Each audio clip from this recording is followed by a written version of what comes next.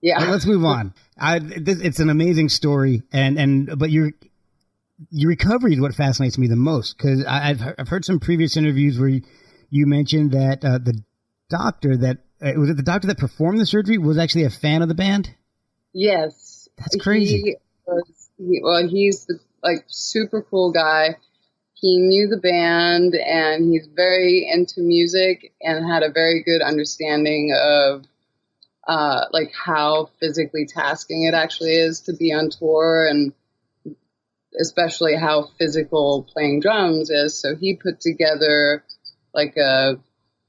in addition to the normal rehabilitation, he put together a plan for how to get back on the drums.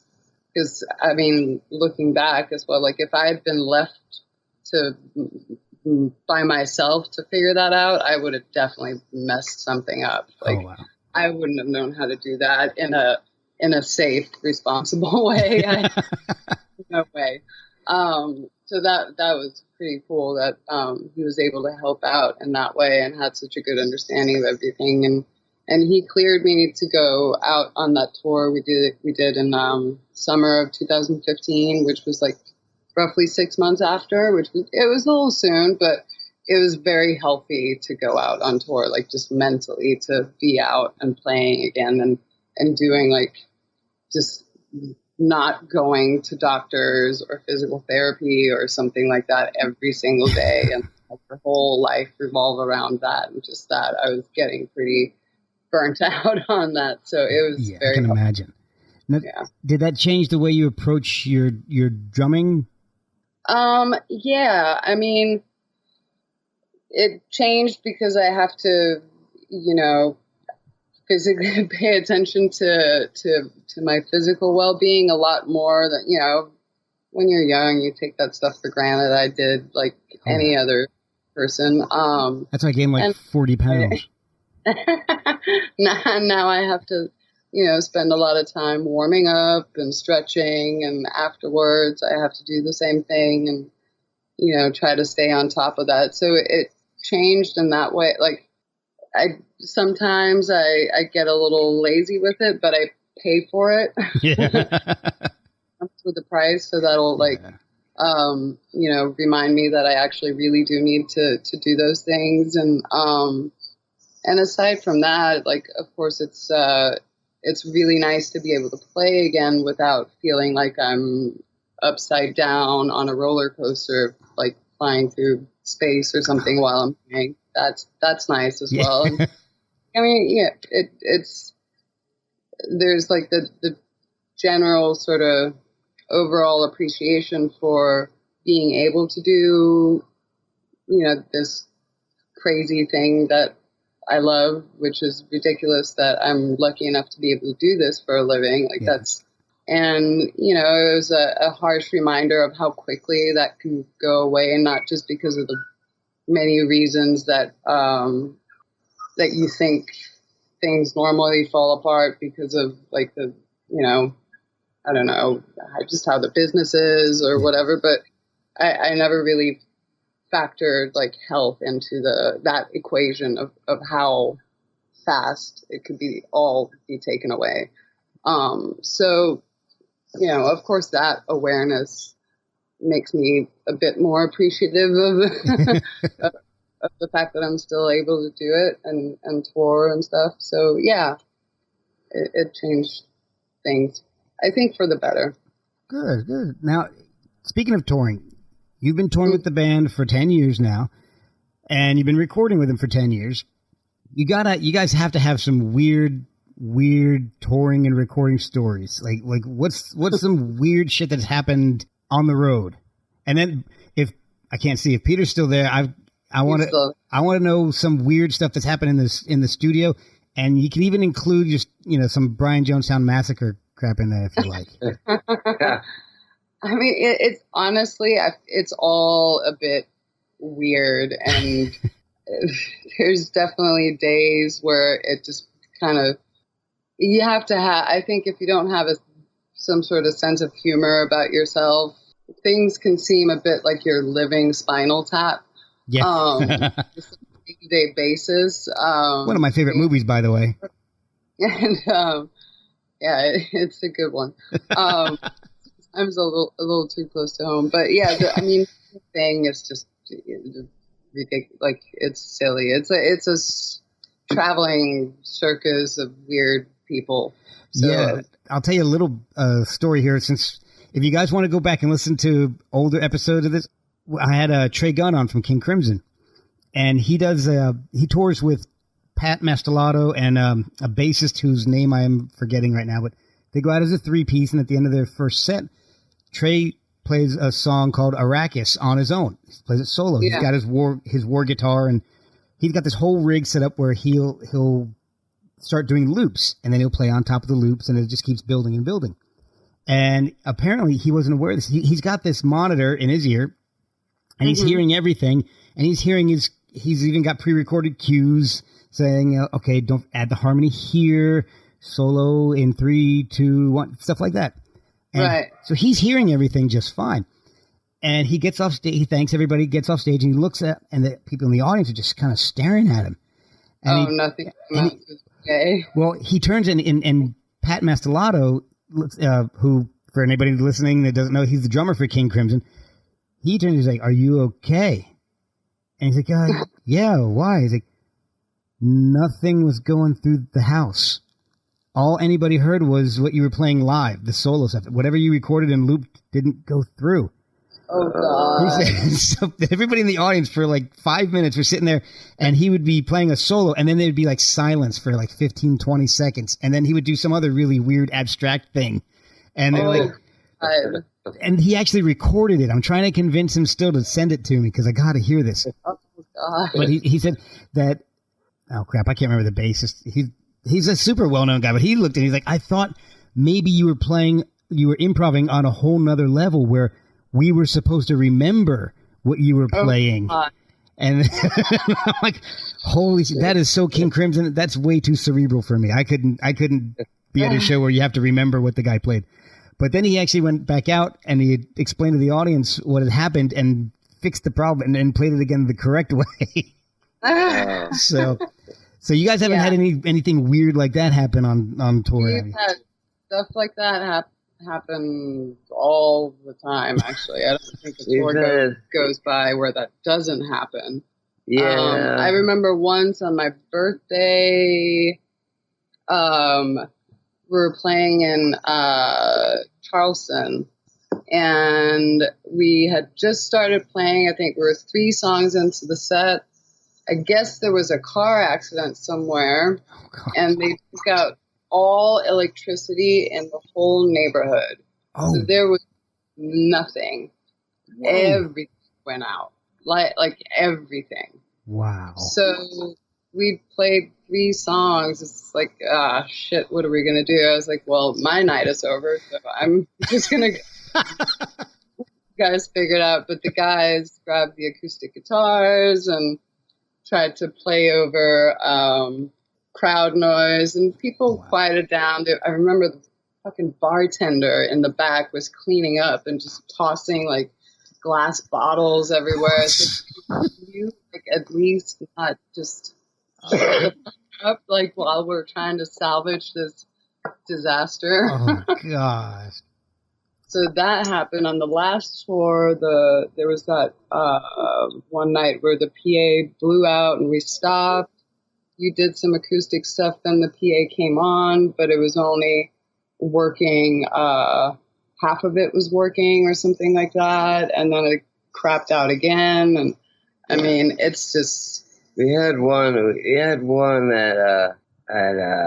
Coachella, where this is going to be good. Leah just got up and walked away, so this is going to be a good story. It's how did that start? It was a windy day, and it blew Rob's bass over so that it cracked the neck of his bass. Ooh. I don't know if he had a backup at that time. Oh, no. They couldn't get my guitar rig working, so we were, I think, 15 to 20 minutes late. And, yeah, bass was broken.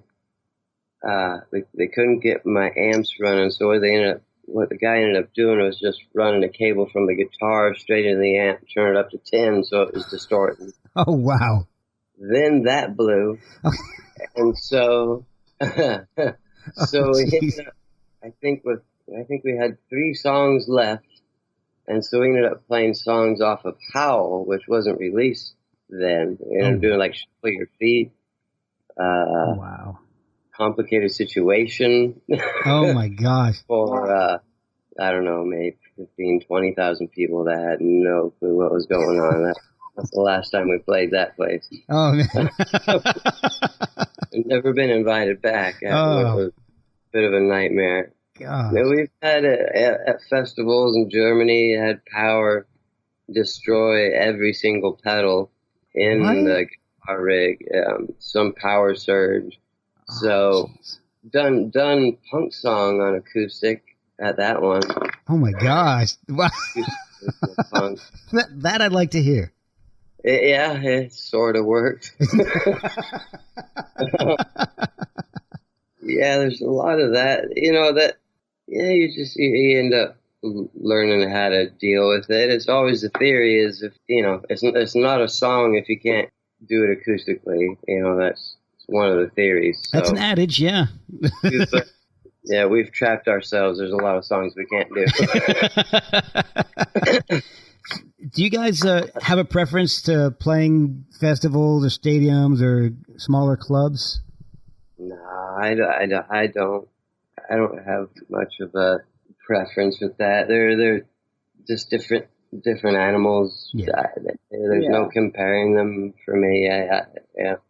I still. There's something cool. I have to say, whatever size it is, as long as it's not a completely sterile environment, which unfortunately the larger the rooms become, that tends to happen. Like these clean kind of office or hospital. It's just, it doesn't give much of a vibe as far as the room Nothing goes. you guys can feed off of. Yeah, like I like. Well, it gets a little rough when the main thing that sticks out is the Budweiser sign that you're playing to. That's no offense to Budweiser, but they're not a sponsor. It could be Shell. You know what I mean? It just starts to feel a little bit too corporate. Yeah, it gets a little weird, but if people are there, that's all that matters. Yeah. I forgot what I was gonna say. I had a different. Oh yeah, I was thinking it would be fun at some point in time with technology to have festivals be like jukeboxes, where the people can, with their phones, just they know what bands are there, and if they just want to hear one song from that band, they go boom. And that band just plays that one song, and they move on to the next band and have everybody. That's really cool. I never thought of anything like that. That's what it feels like. Then what about the new bands that nobody knows about? That's not really fair to them. They can be like an ad. Like to hear this song, you have to hear this band, one song by this band first. Well, a jukebox ad. Yeah. Yeah. But it'd be interesting because that's what it feels like sometimes. It's kind of like I don't need to play an hour. I want to have a good time. I want to hear the three songs I dig, then move on. And I want to hear the other 3 songs from that one. It would snap people out of the bands that tour that they have when they're doing a festival tour. They have the one set list, and that's the one they do every night. Yeah, like it would force them out of it, which I don't know how well that would go over. But. Yeah. That leads me to another question. Do you guys change up your set lists a lot during the tour? We try to. There's some songs that are kind of part of the core of the set, and then there's a handful that are sort of revolving that get switched out with random other songs, and then every once in a while, if we get requests for certain songs, we'll try to see if it's one that we haven't played in a million years, if we can relearn it and play it. someone really, really wants to hear it. But yeah, it's definitely not like here's the set list for this whole tour and then off we go, and then that's just, it's not like that. We try to add it, like every night we try to add a new one or do something different. I mean, it's still, we can do better at it. Main thing we got to do is before we get going, we got to, I don't know how it happens, but we always seem to be running late. As far as rehearsing, we have to learn the album first. You know what I mean? So you get done recording and mixing, then you gotta learn how to play it. So that can take up to a month. It's like, okay, how do we put this together live again? Yeah. And then feel comfortable with it, and then you figure your whole all the back catalog like from that. Yeah. So you need another 2 months to really dig in and get all those settled straight. And the nightmare I've created is I've got 6 different tunings on each guitar. So wow, it makes it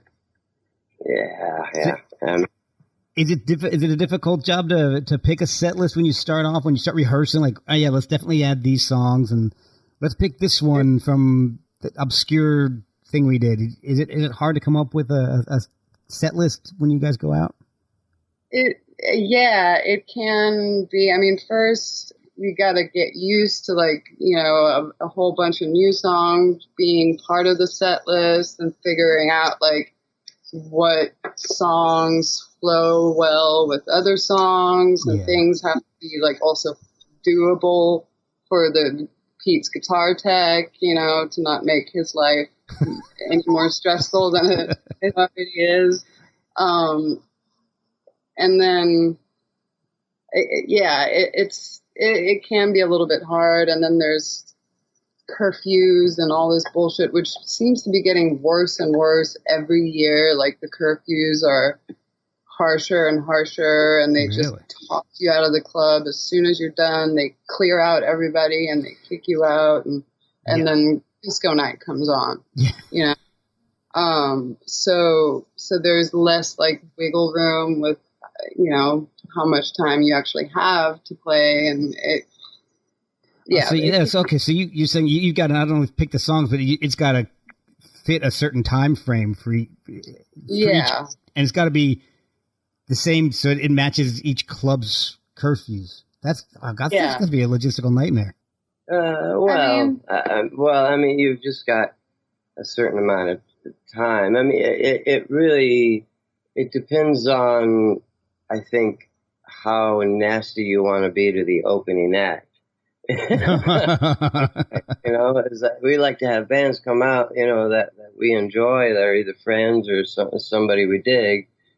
And you don't want to be putting them on right when doors open. That's been done to us on you know, it's not fun when there's 2 people, you know. So you try to give them enough room, but then the club's going, well, we're closing at this time, and we're gonna, you know, they always threaten to turn the power off. They never do, but they threaten you. You know. Actually, for the first time, I actually got a smoking fine in England. Oh man! Did you actually get it? Yeah, they withheld. The one in Brighton. They withheld. What was it? 2,500, something like that. Jeez. Yeah, they're getting serious about that stuff. It's interesting. There's more and more rules coming in. You know, the one place where like most people do this because you don't want to have a bunch of fucking rules enforced on you. Exactly. You go there to have a good time, unwind. You know, and there's just more and more and more rules. I don't understand it. Every album cycle. They're starting to stop people from dancing. Yeah. Have you seen that? No. Have you seen it? No. I've got 3 teenagers. It's hard for me to get out to see concerts lately. So. Yeah. Even at festivals, they're like starting to get, if people like look like they're about to get a little bit too rowdy, they are quick to shut that down. It's really crazy. I mean, some places are a little bit more uptight than others, but yeah, that's a weird one. It's like, man, yeah, yeah. I don't get out as much as I used to. I used to go to shows every weekend, but since I've had kids, there's only a few bands I go and make time for, and you guys are one of them. So I try to see you guys whenever you come down to the DC area. So yeah, got to keep that going. So the 9:30 club. Yes, I like that. Yeah, wasn't there? Was it the Black Cat? Was that That's in DC? Yeah. Yep, they're right next to each other, if I remember correctly. And then I think you guys, last time you were here, you played in Silver Spring, Maryland, which is the closest you got to us. So. Yeah. I think it's called like some Fillmore thing, or I don't remember what they named it. But yeah, we did, I think we did 9:30 Club on the first U.S. run back in like January, February. Unfortunately, I missed it because I think somebody was sick. Or one of the kids was sick or something, so unfortunately I couldn't go. Usually always, like 9:30 is like one of the ones that are like it's always on the itinerary. Oh, good. Well, good, because I like that place. It's funny. I don't go to a whole lot of shows there, but it's always you guys. So we played there. I think the first time we were there, we played with Waterboys. Oh my God! We moved on past this question that I had, and I want to go back to it real fast. What are the weirdest things you've had to do in the studio to get the sound that you want?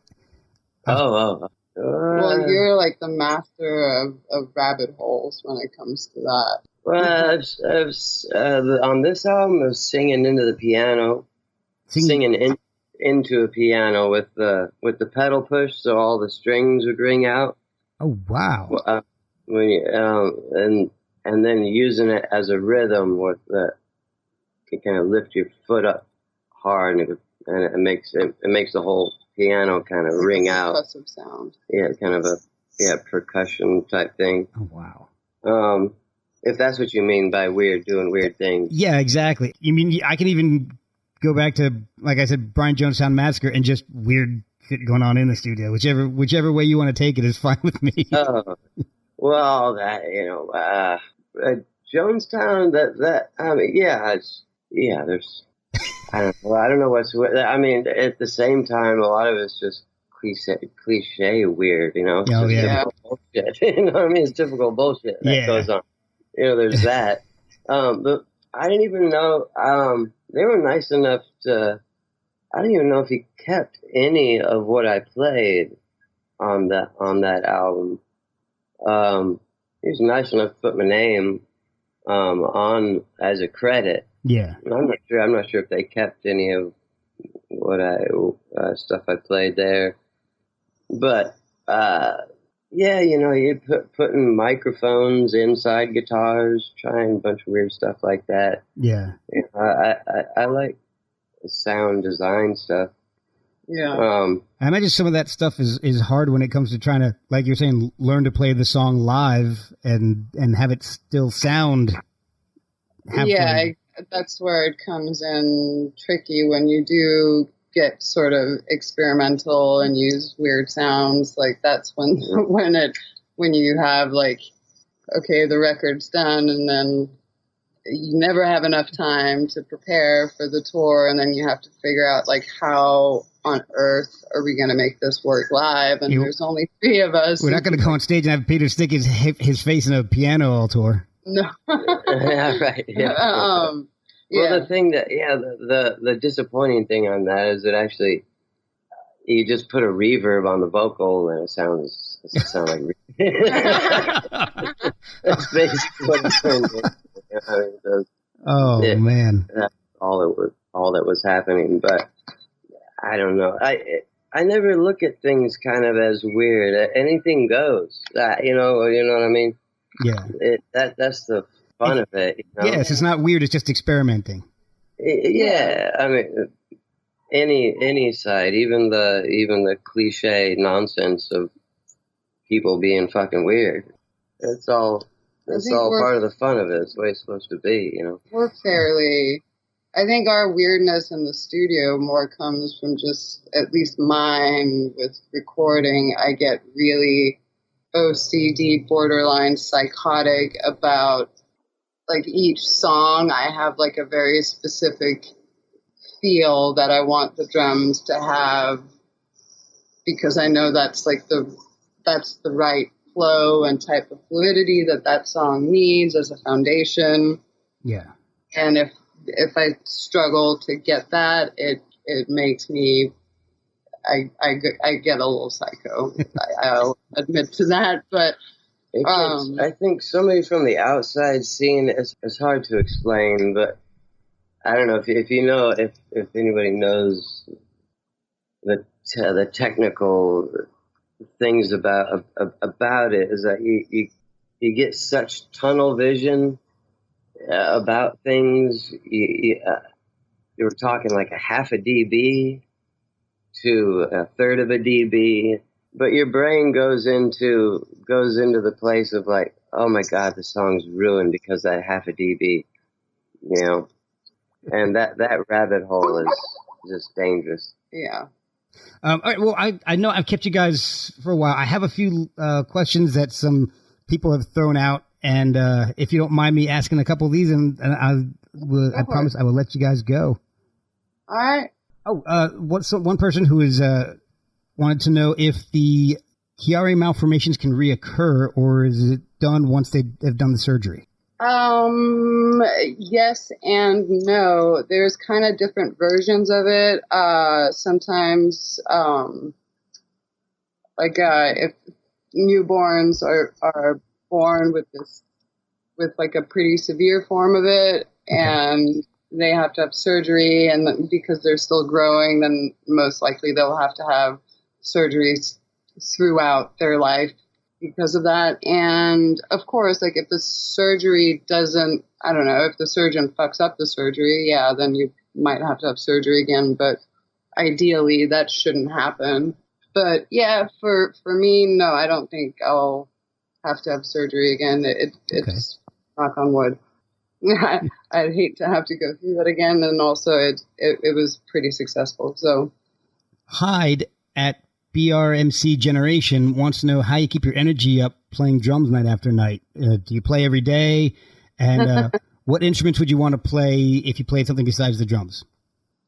I think, I usually do like a boot camp before tours, where like I spend a certain amount of time like just getting my stamina built up, and just basically getting in shape for tour. It's kind of helpful to do that. Of course, I still have days where I'm tired, or you're not well rested or whatever, but that's when the magical adrenaline of it all kicks in and kind of takes over, and it's amazing how helpful that is. I can imagine, because on songs like Conscience Killer, that's got to be brutal playing that each night, because especially the ending, that's crazy.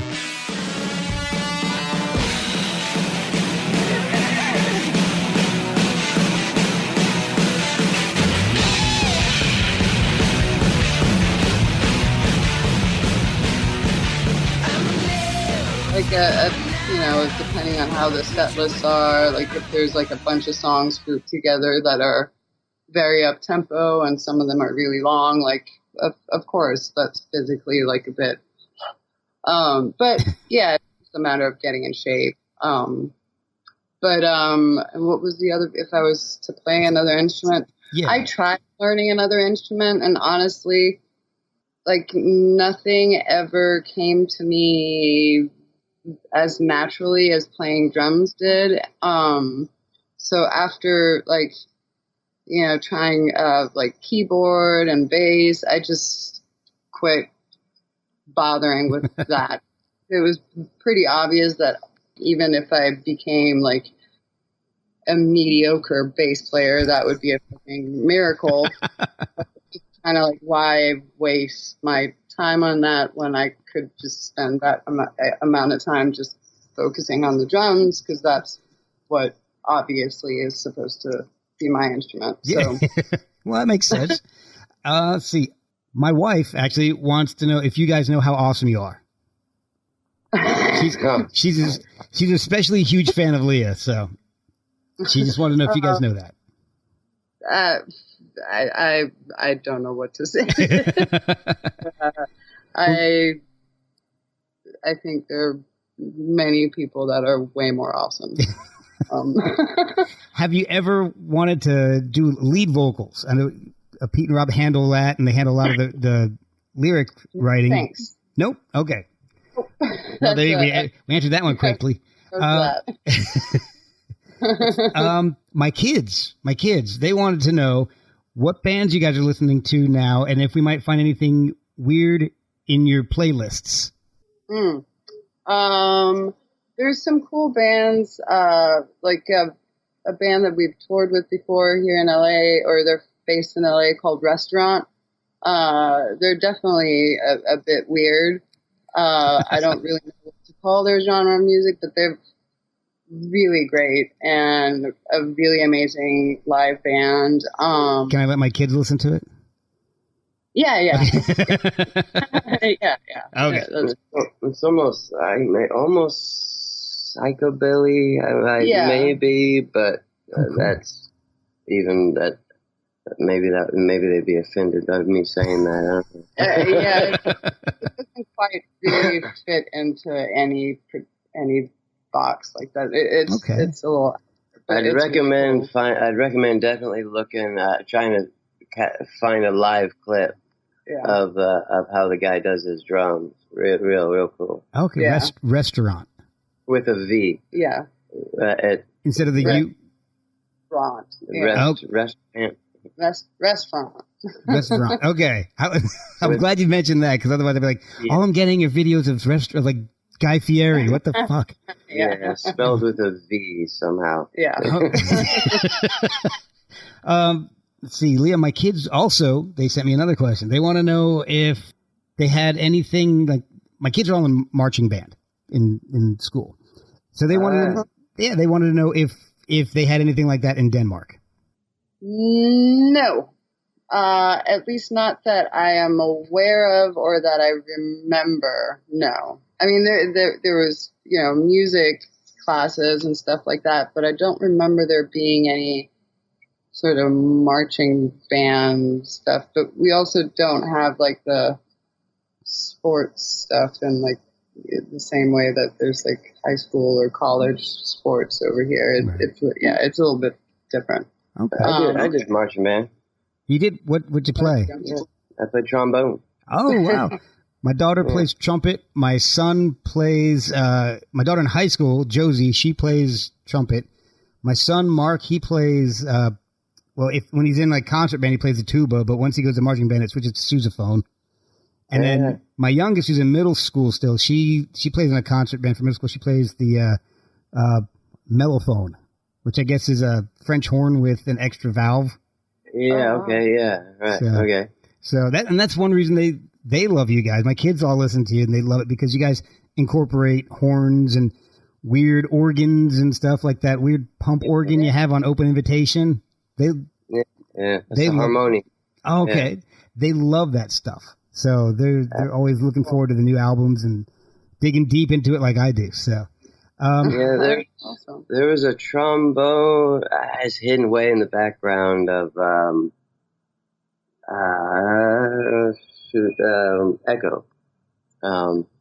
I'll have to check that out. Towards the end, just as it's pretty buried, but yeah, we try to come. When it comes to guitar, that's a lot of what I grew up doing symphonic band, jazz band, marching band, all that stuff. But I'm always trying to do layers like that in a symphonic way and get the guitar to sound like another instrument, or or a keyboard to sound like some other type of instrument, to weave them all in and out. Yeah, that actually leads me to the last question I have. It's about Echo. Most of your songs sound like a Black Rebel Motorcycle Club song, but Echo sounds a lot like a Lou Reed song. Was that on purpose, or was that just something that happened?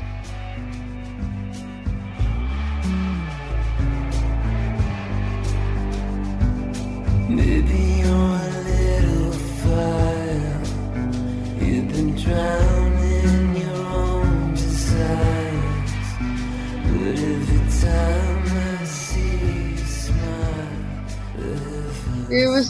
something that happened because of the way when we first started jamming on that song, that was the riff that Rob was playing on bass at the time. So yeah, it was an incident, but yeah, I do hear that as well in it. More so in the beginning of the song, but yeah, we debated how if we get in trouble, yeah, for it, but it's just a nod, and hopefully we're it's out of respect, Oh yeah, yeah. Well, other place. Yeah, exactly. I mean, it's not like when the Verve, sampled, was it the Rolling Stones backwards for Bittersweet Symphony or anything like that? Yeah. They got in a lot of trouble for that. Yeah. Oh gosh, yeah. Were you into their first albums? I love The Storm in Heaven. That's one of beautiful record. It's in my top 3 records of all time. Yeah. I saw them once live right before they released A Northern Soul on a Lollapalooza tour, and that was the only chance I ever got to see them live. But were they playing the second stage during that right? They weren't playing the main stage; they're playing side stage stuff, correct? Right? Yeah. They were like one of the top acts on that second stage. It was like them or the Flaming Lips. I think would be the last band on that on there. So the year with the Pumpkins. Pete Salisbury, their drummer, helped us out. You know that, right? Yeah, I did see that. I was going to ask you about that actually, but I don't want to keep you guys forever. But how did that come about? Because that's to me, being the big music nerd that I am and loving Black Rubber Motorcycle Club, loving the Verve, that's just an incredible connection right there for me. That was Nick had overstayed his visa, and so he was illegal in the States, and we were getting offers to go to England, and he was afraid if he left, he wouldn't be able to come back, and we weren't sure what was going on. So, it was just a random. It was like, hey, we're fans of this band. Let's ask, and he said, yeah. Wow. That's fantastic.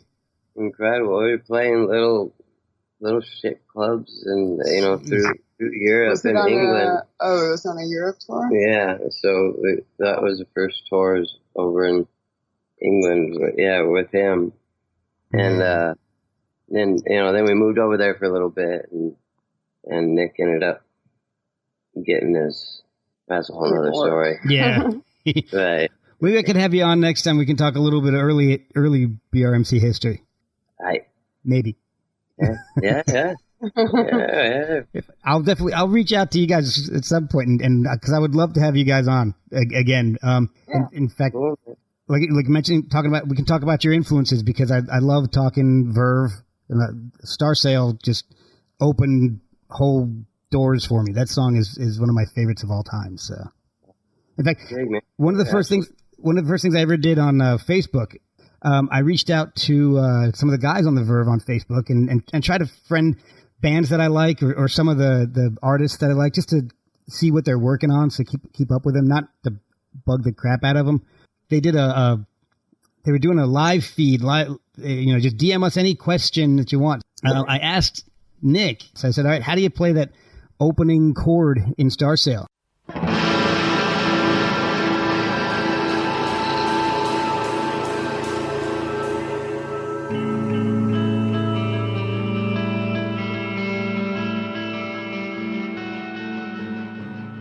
He said, "Oh, here you go."